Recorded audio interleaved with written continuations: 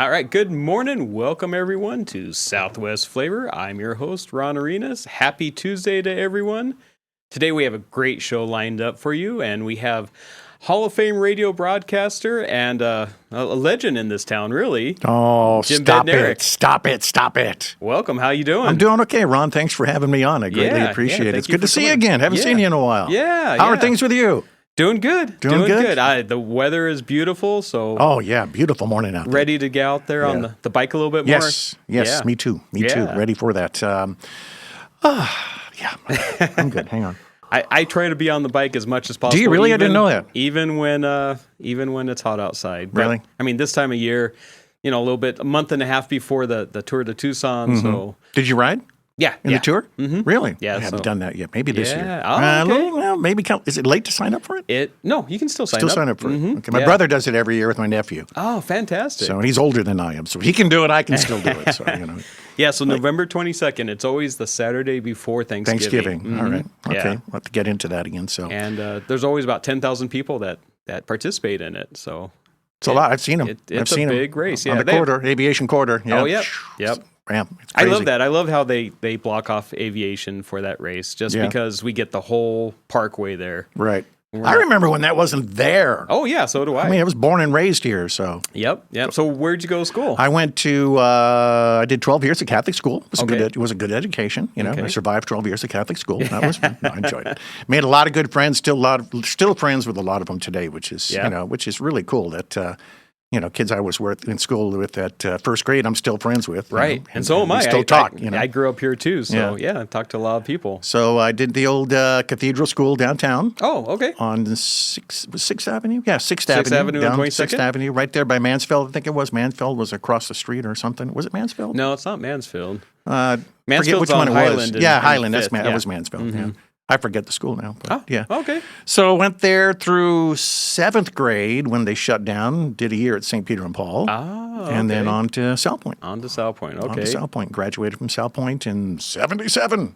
Fantastic. So that's my era. That's my decade, the 70s. Okay. Because, middle school, junior high, whatever you want to call it, grade school, Yeah. was early 70s. High school was mid 70s.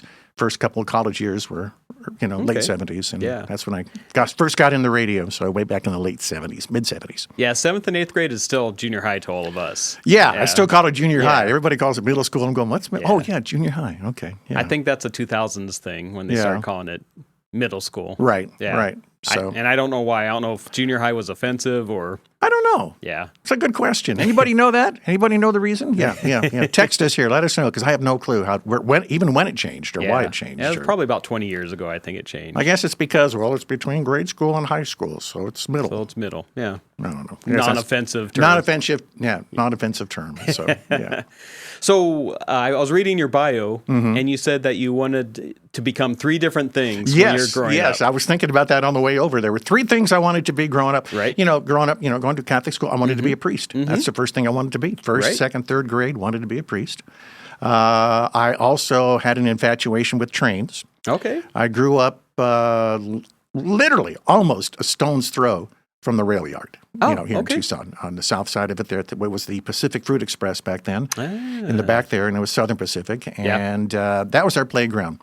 Yeah. That was our playground in the neighborhood. We get on our bikes, my friends, Ricky, Beto next door, Wes, Charles, and I still remember them all. I'm still friends with one of them. He lives in Alabama now. So, that's so cool. We used to ride the neighborhood and down in that area. There was nothing out there back then. It was the Sam Levitz wasn't there. Oh, wow, okay. None of that building down there. All those office complexes. That was all desert. That was our playground. So we'd ride the train tracks and we'd put oranges on the tracks, coins. I got chased off by the railroad cops a couple times. Yeah. Got a ride on a caboose once, though. Really? From guys that were doing some switching work. We just started talking to them and say, come on up. So they took us for like a 100-yard ride on a caboose. That was Very pretty cool. So I got infatuated with trains and then always had a love and passion for music. And then radio was, just hooked me. Yeah. For some reason. And I would stay up late at night with a little AM transistor radio, trying to tune in stations from out of town. I tore apart this one radio and hooked a copper wire to the antenna, stuck it out the window, and would pick up stations from, all over. Really? At night, yeah. Okay. Because you had that skip at night. radio frequencies travel further at night because of the ionosphere. Okay. Ionosphere, but didn't they turn down the They did, but the even frequency? then, it'll bounce. I mean, literally, when I was on KTKT once, one night I was doing 10 to 2 at night, and our chief engineer came in.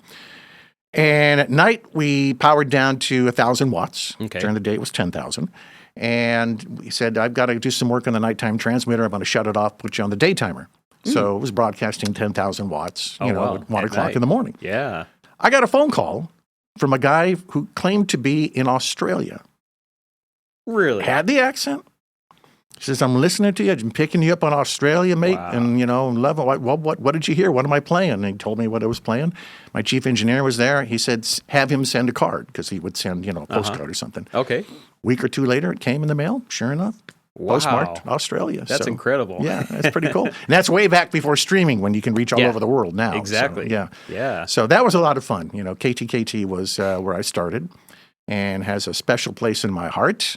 It started with, I'm trying to remember, it started with I want to say junior achievement or some type of thing through South Point where we got to go spend a week doing whatever we wanted to do as a profession, possible profession. Okay. And I spent a week with one other classmate, Sid, over at KTKT. Okay. Absolutely fell in love with it.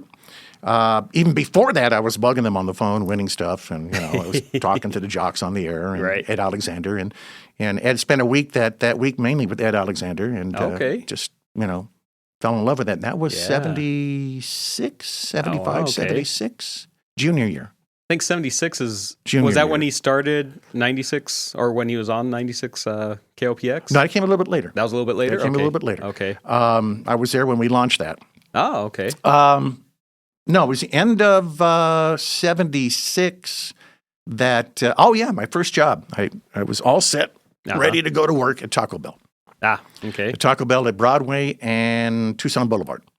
There was a Taco Bell. It's now a urgent care center. Yeah.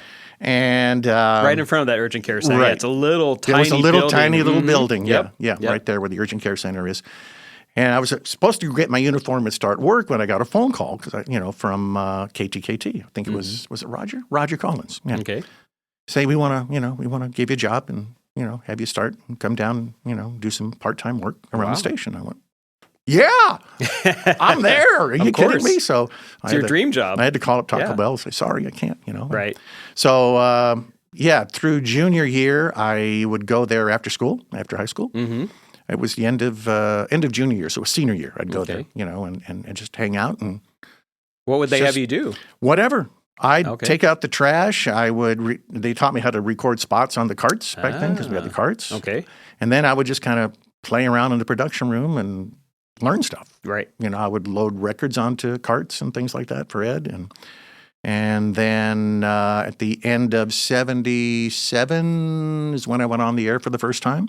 Oh, wow. Okay. I was at a party, DJing a party, because I was DJing school dances back then too. So, my buddy and I, we started up doing school dances at South Point. And it was the after prom party I think we were doing. And I got a call from my mom at my friend's house. We're in the backyard playing music. And she says, Ed's trying to get a hold of you and you need to call him. So, okay. It's like 9, 10 o'clock at night. And, we're underage, but still, And so I call him up and he says, hey, I'm really short. I need somebody on the air at 2 this morning. You want to do it? And I went, wow. So my friends, threw me in the shower, gave me coffee, and I went down and did my very first show on the air. And I have it on tape somewhere, but I have not been able to find it yet. I've got tons of reel-to-reel tapes. I got to find that thing. So my what very was that first like? time. Yeah. I'm sure what? you were scared to death, I was right? scared to death, but it was so cool because I was on KTKT. Right. That was my dream to be on KTKT with these guys, with Ed Alexander, Roger Collins, Don Beecher, Ed O'Brien, all these great voices that I had grow up listening to. I was now part of it. Yeah. And, I was called the kid. Jim Gilley, another one. Hi, Jim, if you're listening. We just had lunch not too long ago. And it was a dream come true. And I can remember sitting in that control room playing Good Morning Starshine by Oliver going, this is so cool, And so, I got a weekly shift after that. Oh, okay. Pretty much. And it just kind of grew from there. And I spent 4 or 5 years at KTKT. All right. And then Yeah, I was there when we launched KLPX, which was originally KTKT-FM. Oh. Yep, that's what it went on as. And it originated in the building at 29th and Alvernon. 29th and Alvernon. There's that building. The tower's still there. It's now right behind the Cruise Tire Shop or something like that. It's right there. It's an old beat-up building. It's boarded up now. Okay. And the tower's still there. And that's where it actually originated. It was, man. Correct me if I'm wrong, I think it was KCEE-FM or something when they bought it. I don't remember exactly what it was. A beautiful music station or something like that. Went on as KTKT-FM, and then in the process, they were adding on to the building over on Jackrabbit where KTKT was, building the new KTKT studios, FM studios. Right. Somewhere along the way, it became KLPX. And I remember helping build those studios in the middle of the night. I was there hauling sand in for the turntables, with Jim Brady, and it was cool. Yeah, it was a lot of fun. Had a lot of fun there with KTKT. It was a blast. That's so many memories and so many good things. After that, I wound up at went over to 13K Hit. That's right. Okay. And got to work with Rich Brother Robin. One of my Rich Brother was a legend in radio. Okay, and in California radio, San Diego, KCBQ, and Los Angeles, and to work with Rich Brother Robin was like another wow. I get to work with Rich Bro. Right. And that was the radio station that I grew up listening to. 13K Hit. Yep. 13K Hit. Yeah, I was there in '81 when I went there. Yeah, went there in '81, and spent a year working with Rich and learned a lot. And I could say actually 1, 2, 3, 4 people that were really influential in my programming, learning programming was Rich Brother Robin was one. I loved Rich's style. It was old time, top 40 radio, Rich Brother Robin, KCBQ, number one hit music station, it was always up tempo and going. And I remember once when I ran into him later at the U of A, we were doing I think it's when they won the championship. The Cats won the championship 97? way back. Yeah. And we were all out there doing the broadcasts and stuff. And Rich showed up. I was at Mix, I think, at the time. And I heard your show this past Saturday night, and you did this break, and you did this song, and you went boom, boom, boom. I got down. And I'm like, that was so great. You're doing so good. Keep it up. And it's like, coming from him, that was really, a major compliment. Of course. Really, really appreciated that. But Rich was a great influence in my programming. Guy Zapolian. My years at KRQ, I liked Guy's approach to programming because he programmed by tempo. He programmed by feel, the texture of the music, a very different way of programming. So it flowed. There was a good flow to it, to the programming. Herb Crow over at Cumulus taught me a lot when I was over there. And, of course, the man, Ed Alexander. If it hadn't been for Eddie A. taking a chance on this kid, and they called me the kid, I wouldn't be doing what I'm doing today. So I owe Eddie a whole lot. I learned a lot from Ed. Took me under his wing, and appreciate that. So I really do appreciate that more than anything. So I read in your bio also that that you were like in different plays and stuff like that throughout school. In school, so was that part of what prepped you for this? Yeah, I guess you could say that. Did you pretend to be a DJ like at home, when you were a kid? Oh yeah. You would announce songs coming on. Oh yeah. Absolutely. Yeah. Did a lot of plays in school, on stage. I was Tom Sawyer. Oh, okay. In grade school or middle school, whatever it was. I played Tom Sawyer. In high school, I was one of the thespians did some plays on stage, backstage, did lighting, did camera work. In junior and senior year, I was really into media. Right. And I had a great teacher, Ted Offrit, who also taught over at the U of A and was a cinematographer at the U of A. Oh, wow. Cool. And God rest his soul, he taught me a lot about video and shooting camera work and stuff like that. And he kind of, when I got out of high school, tried to take me under his wing at the U of A, but I went into radio instead. So now I kind of wonder what it would have been like if I had gone the video route. Right. So, or maybe combine the two. Or I could still combine the two because I learned a lot from him. Yeah. So, yeah. Especially all the new things in digital that there's so much that you can do now that you couldn't do back then. Yeah, exactly. You couldn't do back then. Yeah, because it was the old reel-to-reel, video machines that we had back at school. Yeah. And I figured out a way to edit the video without actually cutting it. Oh, okay. Recording and hit pause and then hit record, and I could get some clean edits. And he was pretty impressed with that because I was just playing around with it and came up with that. So, but yeah, that was fun. That was a whole lot of fun. So. Very good, very good. Well, let's take a quick sponsor break. Okay. You're watching Southwest Flavor. We're talking with Jim Bednarek, and we'll be right back in just a couple minutes. In Marana, community isn't just where we live, it's who we are. And at the heart of it all is the Marana Chamber of Commerce. We are building a thriving community through connected business leadership. We start the month bright and early with Marana Mornings, sparking real conversations and connections. We celebrate growing networks at our 4th Tuesday mixers, hosted in exciting spaces. We unite visionaries and leaders at Impact Marana, driving meaningful progress together. We look ahead with Marana Insights, hearing directly from regional voices about what's next for our town. And we serve, through the passion of our board of directors and ambassadors, creating a culture of belonging through service and leadership. Because of our members, we're not just doing more, we're becoming more. Together, we're shaping the future of Marana. We are the Marana Chamber of Commerce. Looking for a delicious meal or a place to cater your next event? Visit Tucson Tamale Market, located at 7286 North Oracle Road. They're a family-friendly restaurant and market offering authentic tamales and local products. Don't miss out on their summer bi-weekly specials. Try a new $10.99 meal special every couple of weeks. During the summer, enjoy their gift card special. Buy $50 of gift cards for only $40. Stop by and see what's new at Tucson Tamale Market. Estrella Insurance on Irvington Road will help you with all your insurance needs. If you feel like you have a hard case due to a moving violation, a DUI, a suspended license or a car accident, contact us and come to Estrella Insurance on Irvington Road and get a quote today. Open late hours y hablamos español. Estrella Insurance, an agency you can trust. My heat and air were in a state of disrepair. Picture Rock's Cooling, Heating, and Plumbing has a spectacular $59 drain special for the month of October. At Picture Rock's Cooling, Heating, and Plumbing, our highly qualified plumbers will solve your scary plumbing problems and keep the goblins out of your drains. The special is for residential properties only. Call for details at 520-492-0748 or book your appointment online at picturerockscooling.com. Picture Rocks Cooling, Heating, and Plumbing.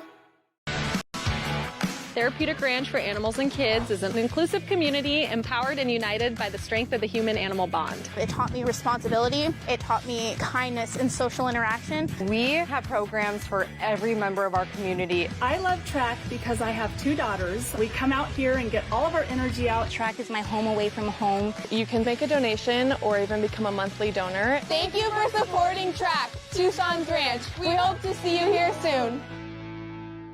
I've had water and mold damage in my house twice. Both times I freaked out, but I called Steamy Concepts right away. If anyone tries to tell you to use someone else, just say no way and call Steamy today. About a year ago, we had a flood in our kitchen, and we didn't think to call anyone else but Steamy Concepts.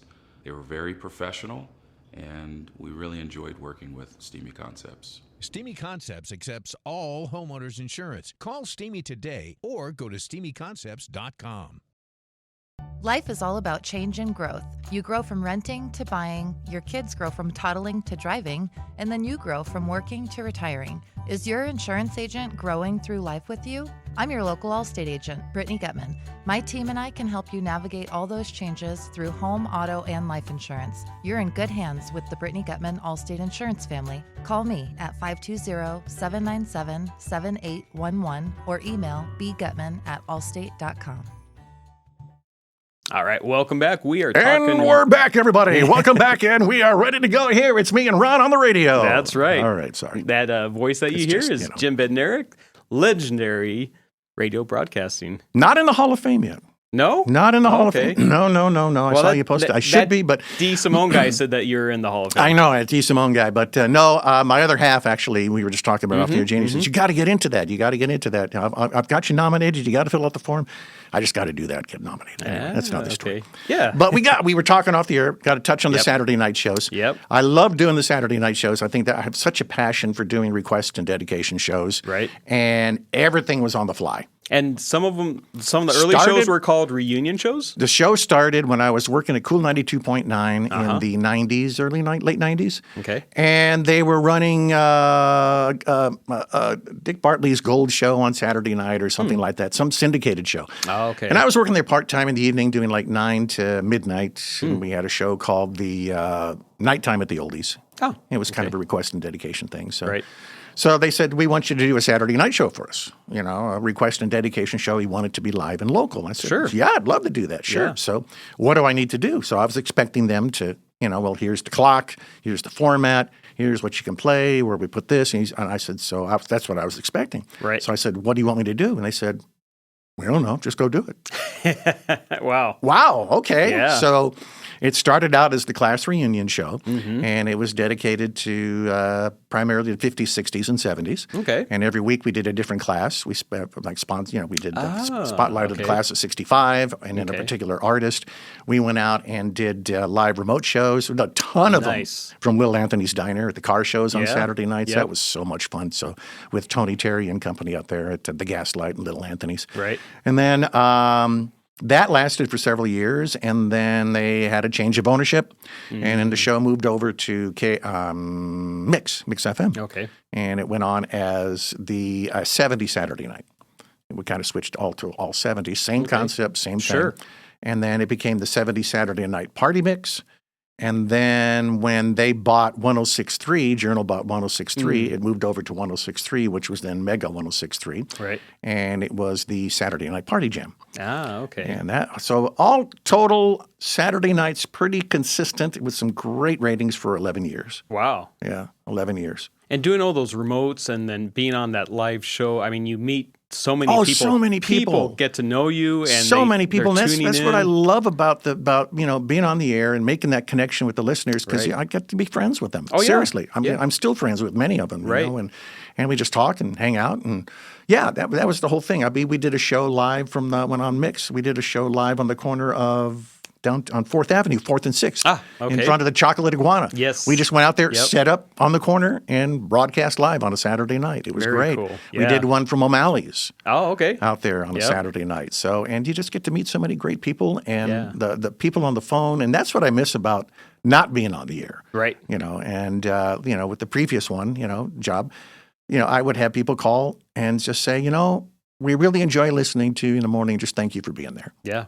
Well, music, no request, no nothing, just to say thank you. Right. So that's what makes it all worthwhile to me. Yeah, and music just brings back so many memories. Oh, so many memories. You hear these songs and you're like, oh, I was a high school freshman then. Right. Or, oh, that was a song at my prom. Or that was a song at my wedding. Correct. Or, that was maybe a song at someone's memorial. All of those memories. Right. And, of course, weddings. I've been in the wedding business for, oh, my goodness, forever now. Right. I wrapped up last fall 15 years at the Z Mansion downtown. Oh, okay. I was at just about every wedding in some shape, form, or fashion, either DJing, coordinating, just keep an eye on things, so just to practically, I don't think I missed but maybe 2 weddings in 15 years. And we did something like 50 to 75, 100 weddings a year at the Z Mansion. And I'm still friends with some of the brides that, as a matter of fact, I just did this past weekend a baby shower.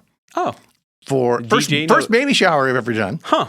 But it was for one of the brides that got married at the Z Mansion about 5 years ago. And they called me up, hey, we're going to do a baby. You want to? Yeah, that's kind of cool. So that is so cool. So, I enjoy that. I enjoy wedding coordinating, and I officiate weddings. And so, I can do a little bit of everything. So, yeah, and definitely. I'll still have a passion for radio. The art of radio, I just have a passion for. So right. We have a few minutes left. Let's talk a little bit about just the programming. Because, when you started, you actually had discs. You were a disc jockey. A disc jockey. Yeah. Oh, yeah.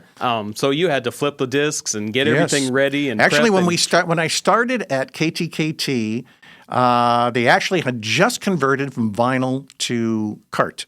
Oh, okay. So it was a cart DJ at first, but when I went to K-Hit, it was all vinyl. Okay. So that was a big learning experience, actually having 2 turntables and pulling the records out and queuing them up and making sure they're good to go. And so did you have a list? Did you have We had a...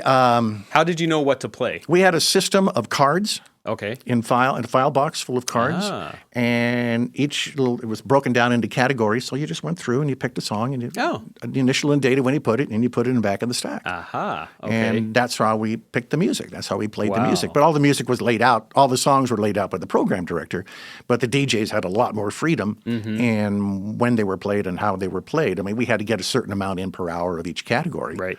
Because we had our powers, and our secondaries and things, so we'd have to pick and choose and put the card back, and And now it's so much different. Oh, now it's all on the computer. Being digital, and you can pretty much pre-record a whole. Well, you could do a whole day if you wanted to. Yeah, do a whole show. Yeah, and I've done that. I've done that. I don't like to do that, but I've done that. I much prefer being live. And most of the time, that's what stations do for like holidays or weekends or whatever. They'll go ahead and pre-record it. Yep. Yeah. Yeah. Which a lot sense. of times you think they're live and they're not. Yeah. So, and unfortunately that's just the way it's going. Yeah. That's just the way it's going. There's a few stations in town that are still live, during the day. Most, I would say, are not live at night.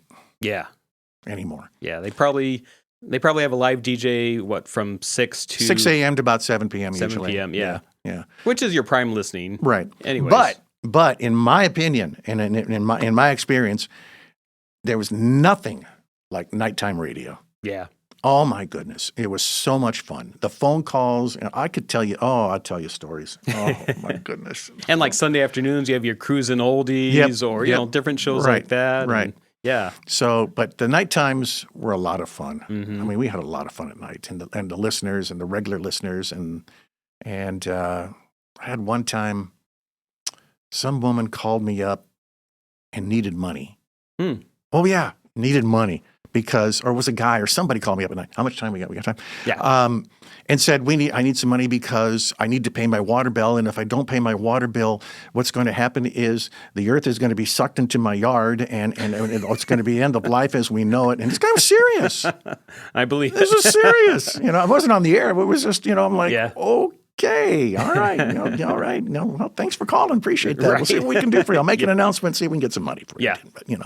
But nighttime radio was fun, and it was just more relaxed and laid back, and So. Yep. Well, Jim, thank you so much for coming on today. Are we out of time? Oh, we are. Oh, okay. But it's been a blast. It went fast. Yeah. A lot faster than I thought I'd love to have you on again. Would love to do it again. All right. Love to do it again. Thanks, Ron. Yeah, thank you. Let's go visit some of our great sponsors. We will be back in just a couple minutes. In Marana, community isn't just where we live, it's who we are. And at the heart of it all is the Marana Chamber of Commerce. We are building a thriving community through connected business leadership. We start the month bright and early with Marana Mornings, sparking real conversations and connections. We celebrate growing networks at our 4th Tuesday mixers, hosted in exciting spaces. We unite visionaries and leaders at Impact Marana, driving meaningful progress together. We look ahead with Marana Insights, hearing directly from regional voices about what's next for our town. And we serve, through the passion of our board of directors and ambassadors, creating a culture of belonging through service and leadership. Because of our members, we're not just doing more, we're becoming more. Together, we're shaping the future of Marana. We are the Marana Chamber of Commerce. Looking for a delicious meal or a place to cater your next event? Visit Tucson Tamale Market, located at 7286 North Oracle Road. They're a family-friendly restaurant and market offering authentic tamales and local products. Don't miss out on their summer bi-weekly specials. Try a new $10.99 meal special every couple of weeks. During the summer, enjoy their gift card special. Buy $50 of gift cards for only $40. Stop by and see what's new at Tucson Tamale Market. Estrella Insurance on Irvington Road will help you with all your insurance needs. If you feel like you have a hard case due to a moving violation, a DUI, a suspended license or a car accident, contact us and come to Estrella Insurance on Irvington Road and get a quote today. Open late hours y hablamos español. Estrella Insurance, an agency you can trust. Picture Rocks Cooling, Heating, and Plumbing has a spectacular $59 drain special for the month of October. At Picture Rocks Cooling, Heating, and Plumbing, our highly qualified plumbers will solve your scary plumbing problems and keep the goblins out of your drains. This special is for residential properties only. Call for details at 520-492-0748 or book your appointment online at picturerockscooling.com. Picture Rocks Cooling, Heating, and Plumbing. Therapeutic Ranch for Animals and Kids is an inclusive community empowered and united by the strength of the human-animal bond. It taught me responsibility. It taught me kindness and social interaction. We have programs for every member of our community. I love track because I have 2 daughters. We come out here and get all of our energy out. Track is my home away from home. You can make a donation or even become a monthly donor. Thank you for supporting Track, Tucson Ranch. We hope to see you here soon. I've had water and mold damage in my house twice. Both times I freaked out, but I called Steamy Concepts right away. If anyone tries to tell you to use someone else, just say no way and call Steamy today. About a year ago, we had a flood in our kitchen, and we didn't think to call anyone else but Steamy Concepts. They were very professional, and we really enjoyed working with Steamy Concepts. Steamy Concepts accepts all homeowners insurance. Call Steamy today or go to steamyconcepts.com. Life is all about change and growth. You grow from renting to buying, your kids grow from toddling to driving, and then you grow from working to retiring. Is your insurance agent growing through life with you? I'm your local Allstate agent, Brittany Gutman. My team and I can help you navigate all those changes through home, auto, and life insurance. You're in good hands with the Brittany Gutman Allstate Insurance family. Call me at 520-797-7811 or email bgutman@allstate.com. Welcome back. You're watching Southwest Flavor. Our next guest is one of my good friends. I've known him for about 40 years. He's a Tucson High graduate. He's a fellow mountain biker and road cyclist, Kiet Phung. Morning, man. How you doing? Good morning. Good morning. Again, thank you, Ron, for having be. So radio thing is not really my thing, but thank you again for having me to be on your show. Yeah. I greatly appreciate Thank you for being here. Yeah, definitely. So we, like I said, we met long time ago over at Tucson High. Yes. Graduated from Tucson High together. Yeah. But you just have an intriguing story growing up. You were born in Vietnam. Yes, that is correct. Yeah. So I know it's been a long time. Try to look back. Well, for me, it's not trying to look back, but again, I was one of the lucky one. Mm-hmm. Back in I was born in Vietnam, Saigon, in 1972. Right. So your country was still at war. Yeah. Yeah, America was still involved there. Yes, that is correct. That is correct. And then I believe in 1975, that's when the fall of Saigon. And, 76, that's when everyone, kind of left Vietnam. So, my story, again, I'm from a family of 5. I'm one of the youngest one. My dad was, growing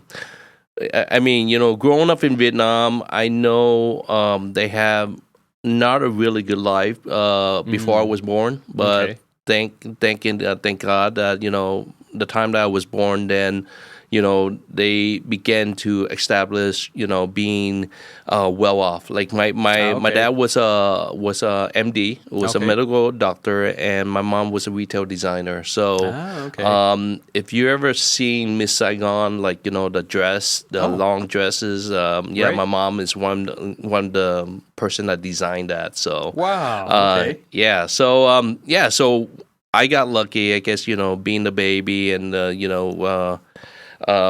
had a nanny. Our neighborhood was the only one that had a vehicle and actually a car. Really? So But so and your dad was a practicing physician. Yeah, he was a practicing physician, and of course, mentioned family of 5. Mm-hmm. I'm 4 boys, 1 girl, and again, being the youngest one. I was pretty much homeschooled. You were the spoiled one? Yeah. They say that I was spoiled, but I feel like I'm the one who always get beat up all the time. So I'm sure your brothers and your sisters say that you were the spoiled one, though. Yeah, just being the baby. So being a baby, yep, that is absolutely right. So. So in '76, after the war, my dad was an MD, like a medical doctor, and he was working for the military. So of course, about the Vietnam War is about the South and the North. And so after the war, my godfather, he's also an MD, American soldier, was the one that actually, took my dad, when they pulled everyone out of Vietnam in '76. So when he came to the state, my brother, of course, was in the military too, and two of them left with my dad. So, and then. Of course, slowly 77, 78, we were the one that trying to sneak out, of course, So it was your mom and three kids? Yeah, my mom and three kids. And it seemed like every year, well, for me being the youngest, this is what I heard from my uncle, when we sat and started talking. And I learned this when I got older. So, but yeah, we're snucking out, and then of course, my mom and I was the last one that left Vietnam. So, and I remember this is in the '80s, like early 1980s. So you're about 8 years old. Yeah, about 8 years old, and then of course, my mom would. In the middle of the night, she would just woke me up and say, "Hey, we gotta go." And so to me, I didn't know what it was about, So, and but you're fleeing. Yeah, you're fleeing so and trying to get out of Vietnam. Right. And then so we were just, literally, we didn't pack anything. We just kind of like in the middle of the night. She was rushing me, like, "Hey, get up! We gotta go."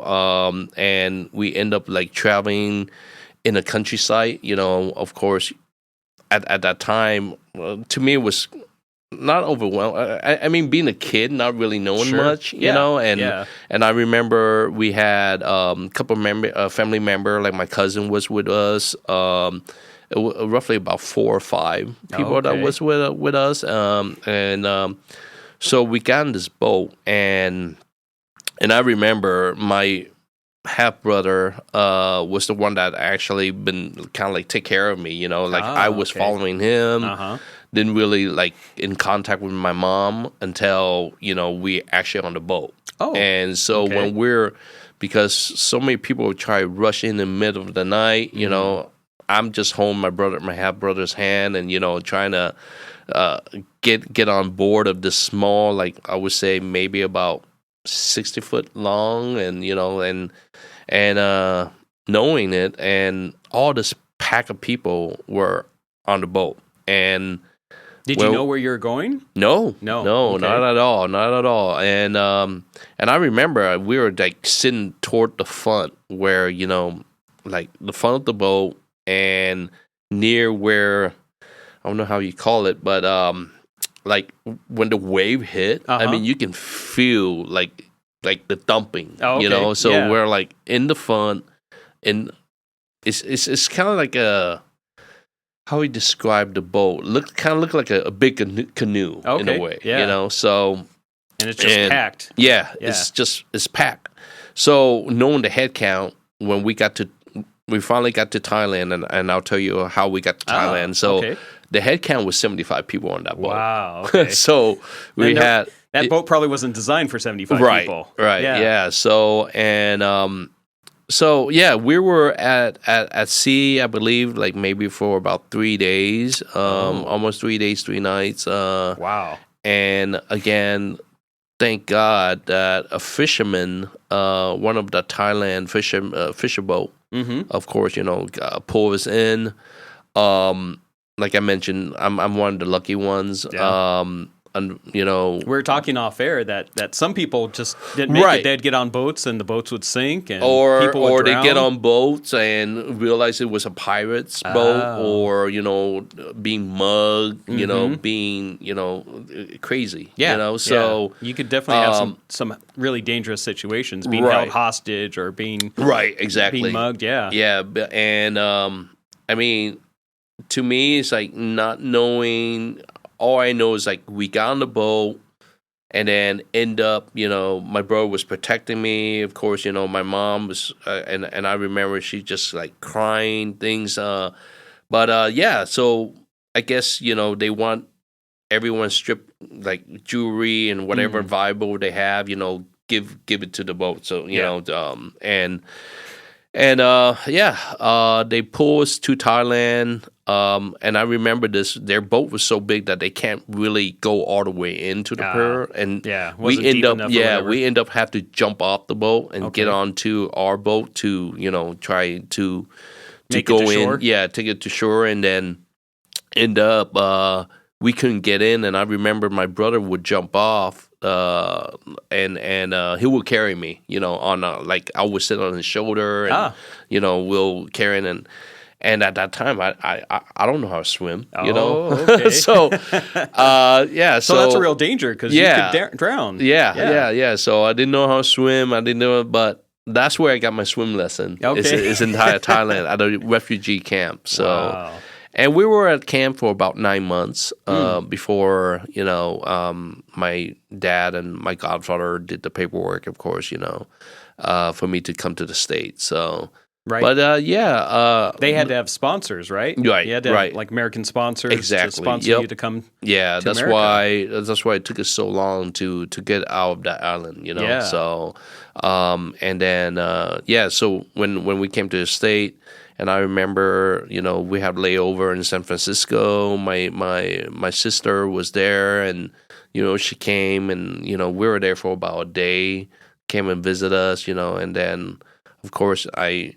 Didn't get to see my dad because my family and my godfather are out in Pennsylvania. Oh, okay. Yeah, so we had layover there, and then of course, by the time I see my dad, and so it'd been a few years, yeah, right? So it's so weird because when he left, I was at a young age, so I don't really remember him, Right. Not remember him much.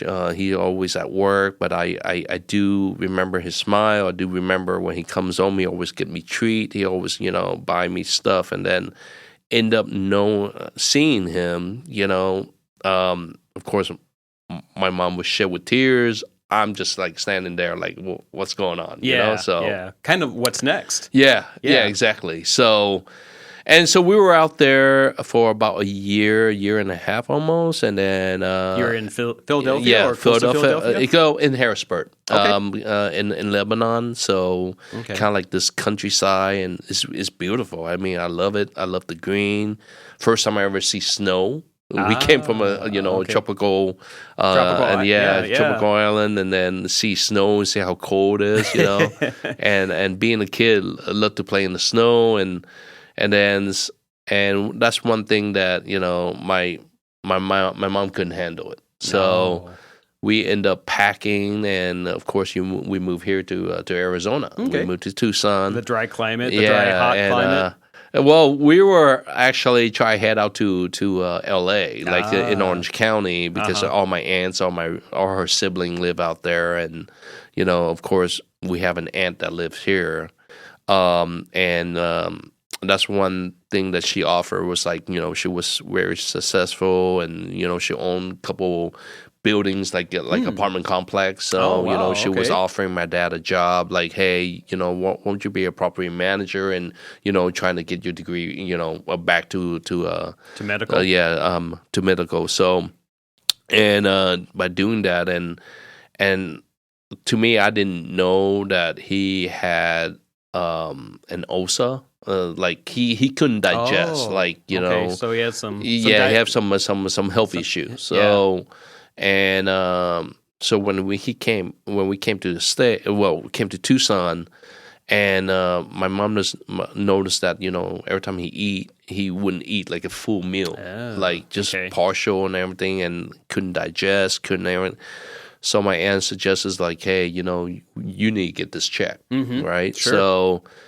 And I remember he was healthy, went to TMC, and unfortunately he passed away during surgery. Oh, wow. So, again, I didn't really get to know my dad that well. Yeah. That long. How old were you?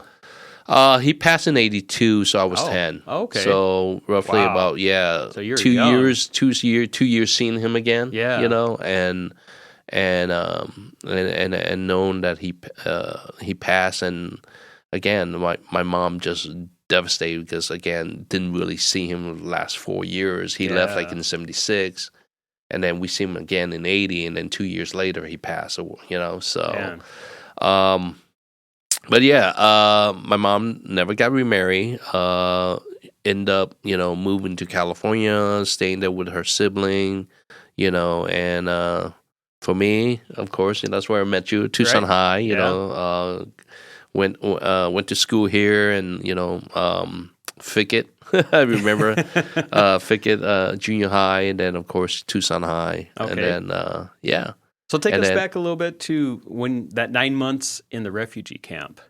Oh, what was that like? What were your experiences there? Because you're just an 8-year-old kid, right? As an 8-year-old kid, I was having fun. Yeah, was there a lot of other families Yeah, there? it was, because this camp, you have people just kind of like stay all together, and we built that relationship. Like, you know, we have neighbors that, you know, we all get along, you know, and back then we weren't worried like the theft and, you know, people coming over, like, because we have our little hut, like in a way we kind of live in like little hut, like all around, and of course there's no door, no lock, no windows, you know. So, and I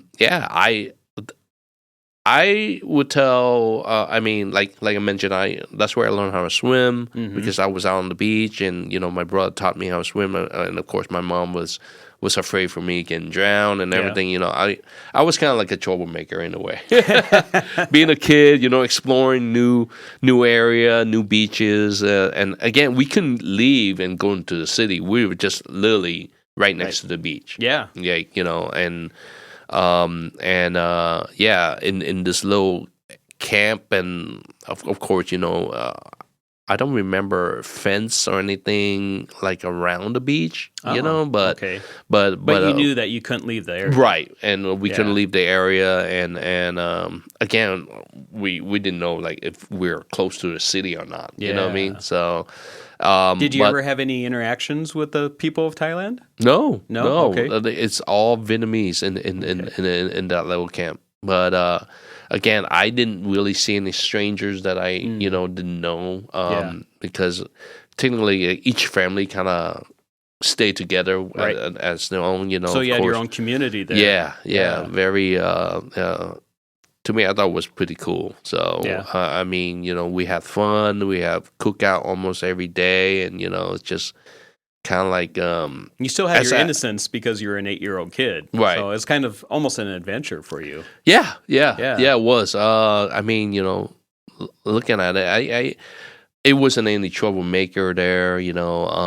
Of course, they even had the temple that they allow us to go, like you know, pray, things like that. So I thought that was pretty cool, you know. No. I don't recall seeing any kind of law enforcement walking around and, you know, shoving people, things like that, you know. Right. So, but it was like I say, it's kind of like an adventure. Yeah. So when you got your sponsorship, your sponsorship came through, and then you went into the city in Thailand? Went to the city, went to the airport. And my first time on this big plane, I was like, "Wow!" This, you know, seeing this huge plane. Was it a military plane or no? Was it a commercial? It was actually a commercial line plane. It was a 747 plane that we got on board, and I remember the seat, and you know, sitting next to my mom, next to my brother, next to, you know, like on this group, like family, you know, and. So was there a big group of you that left together? Yeah. There, I believe there. We did lost one. Oh, we did lost one. Unfortunately, something happened like overnight. It's either, but he was more like a family friend that we know. It wasn't like a friend like an Indian like family, right? You know, right. It was kind of like a neighbor friend, and again, my mom, she feel responsibility because of course she's the one that took him, you know. Oh, so okay, yeah. Again, you know, having left is kind of like you have to pay, you know, for each person to be on the boat, right? Okay. So like I mentioned earlier, you know, we were well off, but we lost everything because of that. Yeah. You know, you basically left with the clothes on your back, right? Right? Yeah, and then found out later on, like, you know, 2017 was my first time. I'm sorry, 2007 was the first time I ever went back to Vietnam, and that's you know, and knowing my uncle, my mom, brothers and sisters, and you know, they still there, and find out that my mom, instead of like, you know, left everything there, her family got it. Oh, you know, okay. So they became successful with that money, and you know, built a business, building things like so. Right. So tell us about the experience of going back.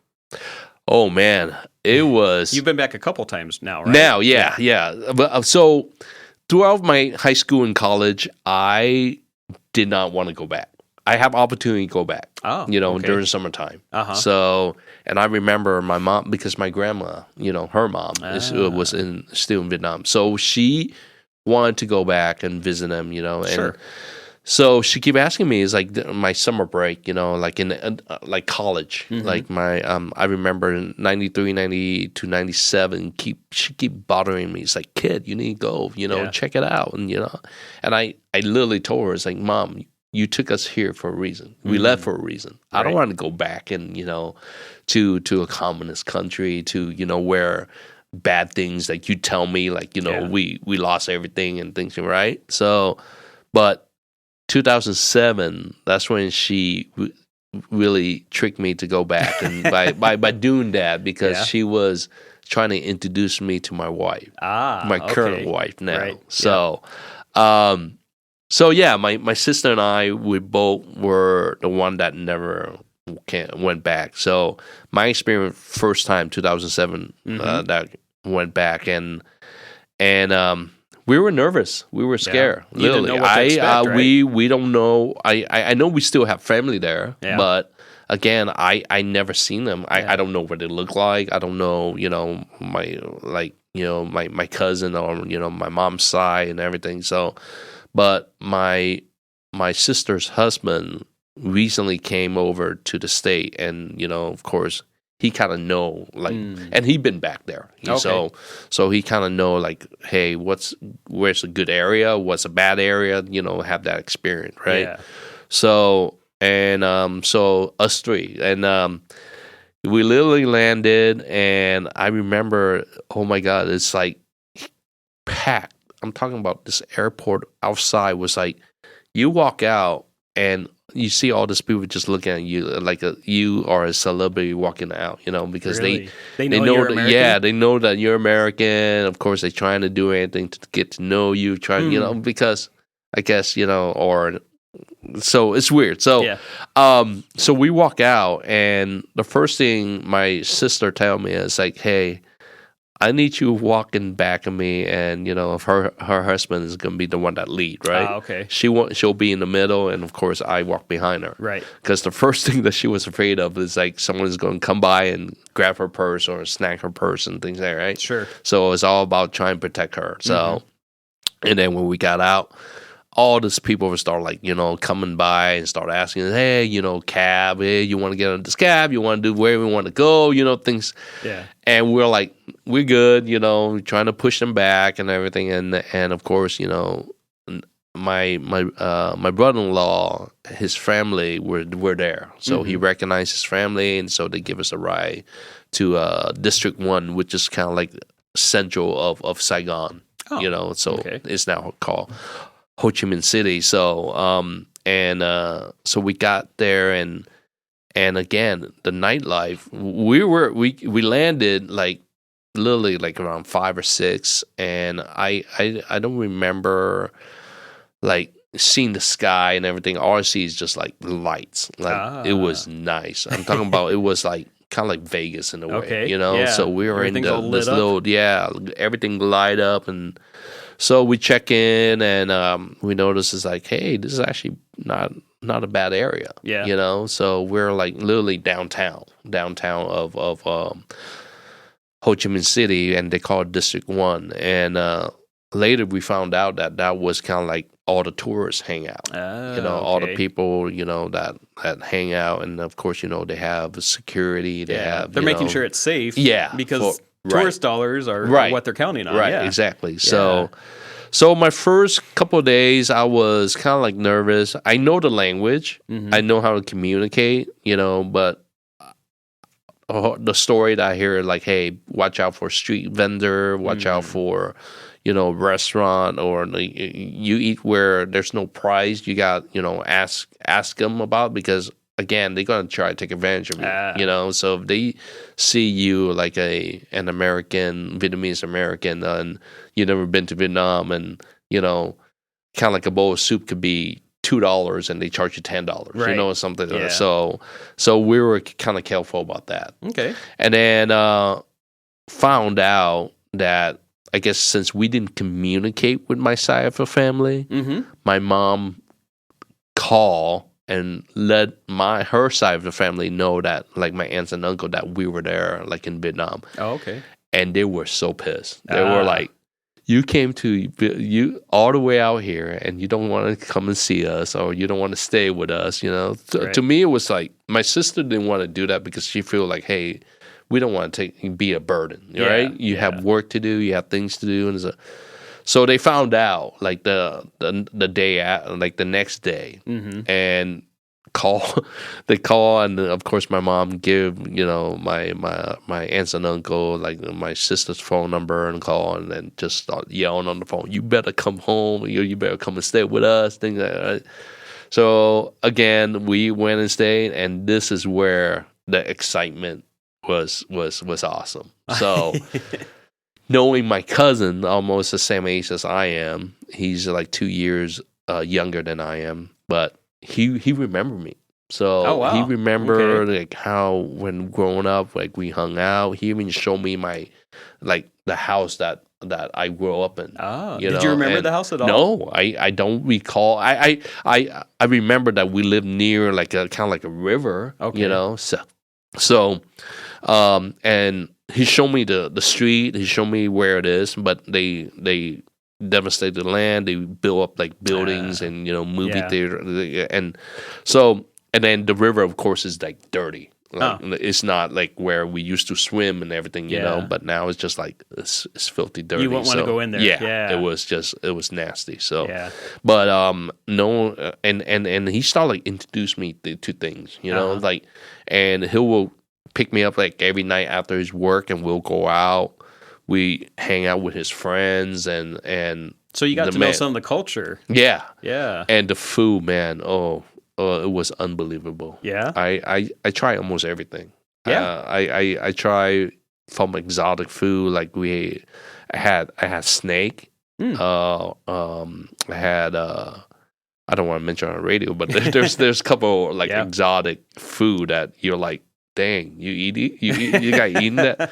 But no, there's no cats and dogs. But they did. That's where I found out that, you know, back in I guess, when we left Vietnam, the country got pulled for a while, right? And they they did eat that type of meat, but but not on our side of family, and so.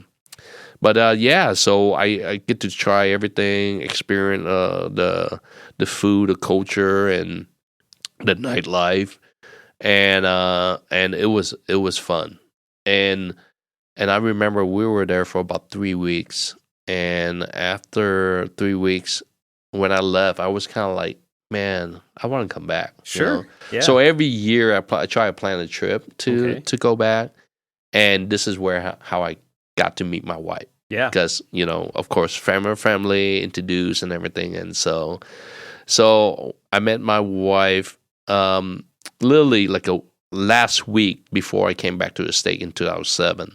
So every year I go back. 2008, that's when we hang out more. Mm-hmm. And the more I got to know her, very, very disciplined. She's very, to me, I always thought like, long distance relationship is not going to work. Right. It's like that has to be hard. Yeah, but we're literally on camera like almost every day. Okay. Like I forgot what they call that. Remember how back then they have the phone card, and you purchase a phone card, you can call international, and right.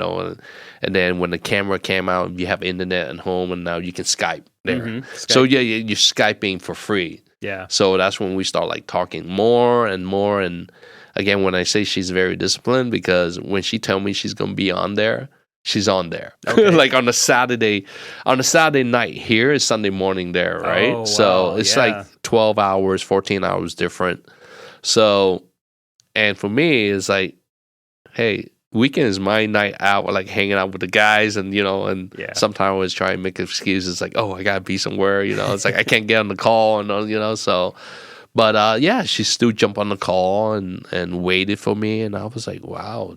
So how long have you guys been married now? 2010. So yeah, 15 years. 15 years. Wow, yeah, fantastic. Our anniversary. We got married in May. So just this past May was our 15 years anniversary. Fantastic. So we got married 2010. She came to the state 2011, and then 2013. That's when we had my son. Nathan. Cool, so yeah. Fantastic. Well, we're out of time. Yeah. Well. But thank you so much for coming on. Man. Yeah. Thank you. Now is bring back a lot of memories. Now you start like churning up those memories. Yeah. Yeah. So. Well, thank you again for coming on today. All right. That was a pleasure. All right. That's another episode of Southwest Flavor. Join us every Tuesday and Thursday at 9 a.m. We'll see you in a couple days.